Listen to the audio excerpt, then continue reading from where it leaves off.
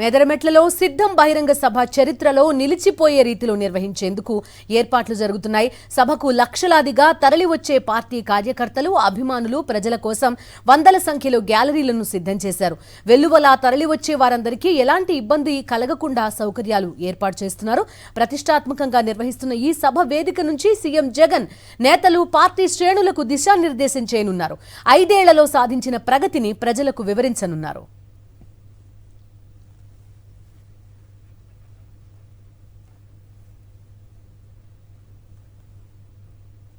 సిద్ధం సభ ఏర్పాట్లకి సంబంధించి పూర్తి డీటెయిల్స్ అందిస్తారు మా ఇన్పుట్ ఎడిటర్ ఇస్మాయిల్. ప్రస్తుతం మేదరమెట్లలో లైవ్లో సిద్ధంగా ఉన్నారు.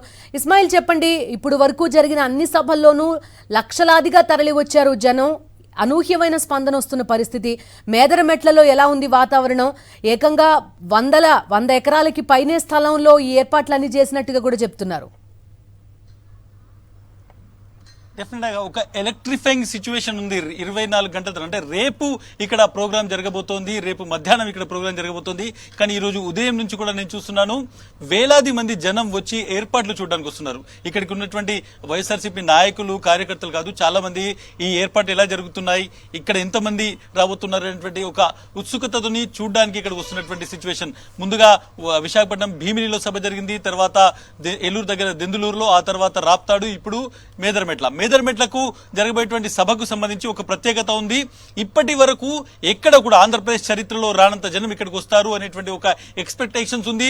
మొత్తానికి 100 ఎకరాల్లో గ్యాలరీలు వేసి పెద్ద ఎత్తున ఏర్పాట్లు చేసిన తర్వాత కూడా నిర్వాహకుల్లో కొంత ఆందోళన కనిపిస్తుంది. ఇంకా ఎక్కువ మంది జనం వస్తే ఎట్లా అనేటువంటిది, హైవే బ్లాక్ అయిపోయేటువంటి అవకాశాలు ఉన్నాయి.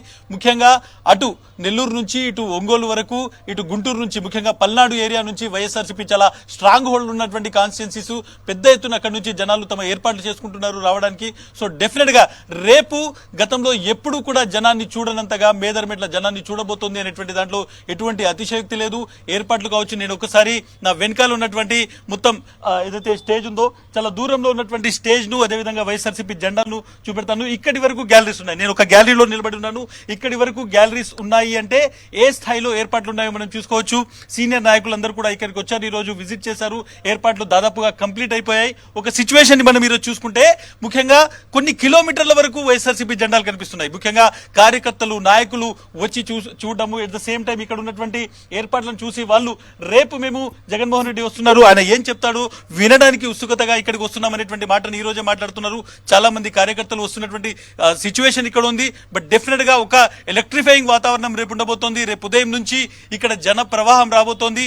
ఒకటి ప్రధానంగా సిద్ధం అనేటువంటి దానికి ప్రజలు అందరూ కూడా జగన్మోహన్ రెడ్డి ఇచ్చేటువంటి పిలుపుకు మేమంతా సిద్ధం అనేటువంటి ఆన్సర్ ఇవ్వడానికి సిద్ధమవుతున్నారు అనేటువంటి దానికి ఇక్కడ ఉన్నటువంటి ఏర్పాట్లే ఒక ఉదాహరణగా మనం చూడొచ్చు. ఓకే, ప్రస్తుతం మా ఇన్పుట్ ఎడిటర్ ఇస్మాయిల్ అందించిన డీటెయిల్స్ అవి. సిద్ధం సభ ఒక గ్యాలరీ దగ్గర నుంచి ఆయన వివరాలు అందించారు. మా కరెస్పాండెంట్ సతీష్ కూడా ప్రస్తుతం లైవ్లోనే సిద్ధంగా ఉన్నారు. సిద్ధం సభ ఏర్పాట్లకు సంబంధించి 15 లక్షల మందికి పైగా వస్తారని అంచనా వేస్తున్నట్టుగా తెలుస్తోంది. సతీష్తో కూడా మాట్లాడదాం. సతీష్, చెప్పండి, ఇప్పటిదాకా స్పీచెస్ చూసాం. గత 3 సభల్లో ఎటువంటి స్పీచ్ ఇచ్చారు జగన్మోహన్ రెడ్డి? వైరల్ గా మారిన పరిస్థితి. ఈసారి ఏం మాట్లాడతారు అనే ఒక సస్పెన్స్ కూడా ప్రస్తుతం ఉంది. దాంతో పాటుగా మేనిఫెస్టో ప్రకటన ఏమన్నా ఉండే అవకాశం ఉందా సతీష్? ఎందుకంటే అటు విజయసాయిరెడ్డి లాంటి వాళ్ళు, పెద్దిరెడ్డి రామచంద్రారెడ్డి లాంటి వాళ్ళు దీనిపైన కసరత్తు జరుగుతోందని ప్రకటనలు చేయడం కూడా చూసాం మనం. బిందు వైఎస్ఆర్ కాంగ్రెస్ పార్టీ 4వ సిద్ధం సభకు సర్వం సన్నద్ధమైంది.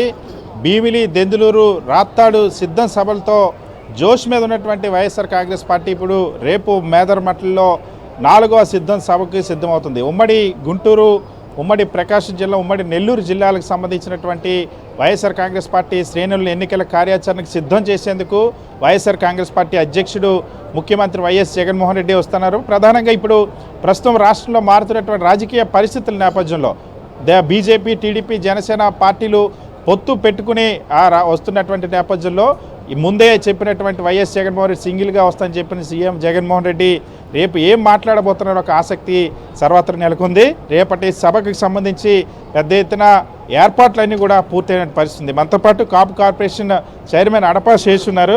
ఏ విధంగా కేడర్లో కానీ కార్యకర్తల్లో ఈ సభకు సంబంధించినటువంటి ఎక్స్పెక్టేషన్స్ ఉన్నాయి?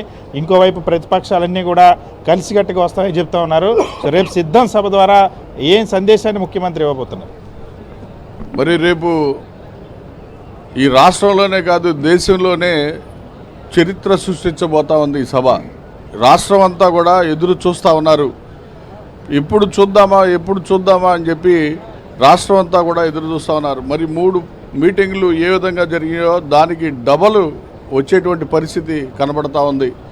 వాళ్ళకి ట్రాన్స్పోర్ట్ ఏర్పాట్లు చేయలేక చాలా ఇబ్బంది పడుతూ ఉన్నాం. ఎందుకంటే ప్రజలు ఉవ్వెత్తున పార్టీ కేడర్ కానీ ప్రజలు కానీ జగన్ గారి యొక్క సందేశానికి కానీ పార్టీని కానీ సిద్ధం అని చెప్పడం కోసం ఉవ్వెత్తున ఈ రోజున స్వచ్ఛందంగా వచ్చేటువంటి పరిస్థితి ఈరోజు కనబడతా ఉంది.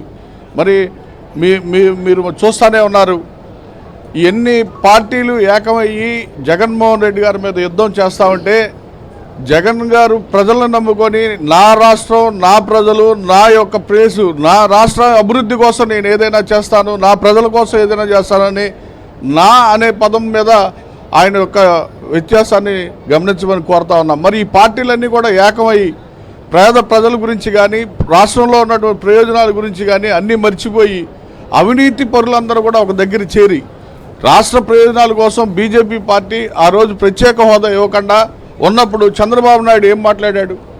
ఈ రాష్ట్రంలో చంద్రబాబు నాయుడు బూతులు తిట్టినటువంటి విధంగా మోడీని ఈ మన భారతదేశంలోనే ఎవరు తిట్టున్నాడు? అటువంటి పరిస్థితుల్లో మరి మోడీని ఈరోజు ఏ విధంగా వాళ్ళు దాంట్లో జతగలిచారు అనేది ఆలోచించమని చెప్పి ప్రజలను కోరుతా ఉన్నా. మరి అట్లాగే నేను ఈ రాష్ట్ర ప్రయోజనాల కోసమే నేను చంద్రబాబు నాయుడుతో జతగలిపానని చెప్పి తిరిగేటువంటి పవన్ కళ్యాణ్ కూడా నేను ఈరోజు అడుగుతా ఉన్నా, కులాన్ని కూడా నువ్వు పవన్ కళ్యాణ్ తాకట్టు పెట్టేసి చంద్రబాబు నాయుడికి కేవలం ఒక రాష్ట్ర ప్రయోజనాల కోసమే నేను ఇవన్నీ త్యాగాలు చేస్తానా అని చెప్పి ఆఖరికి కులాన్ని కూడా పక్కన పెట్టి నిన్ను నమ్ముకున్నటువంటి సీట్లు కూడా పక్కన పెట్టేసి కులాన్ని కూడా ఆఖరికి రోడ్డు పాలు చేసేసి నువ్వు ఢిల్లీ వెళ్ళి కూర్చొని కేవలం అవినీతి ఈ డబ్బంతా కూడా దోచుకు తినడానికి మీ ఆలోచన తప్ప జనాల గురించి కానీ రాష్ట్ర ప్రయోజనాల గురించి కానీ పేద బడుగు బలహీన వర్గాల గురించి కానీ ఏ రోజున ఆలోచించారా అని చెప్పి నేను అడుగుతా ఉన్నా. అందుకనే సింహం అనేది సింగిల్గానే వస్తుంది. ఏ పార్టీలతో కూడా సంబంధం లేకుండా నేను ఒక్కడనే పోరాడతాను, ఒక్కడికే ప్రజలకు మక్కువగా ఈ రాష్ట్రంలో పాలిస్తానని చెప్పి జగన్మోహన్ రెడ్డి గారు ఈ రోజుకే ప్రూవ్ చేశారు 100% అని చెప్పి మీ ద్వారా నేను తెలియజేస్తా ఉన్నా.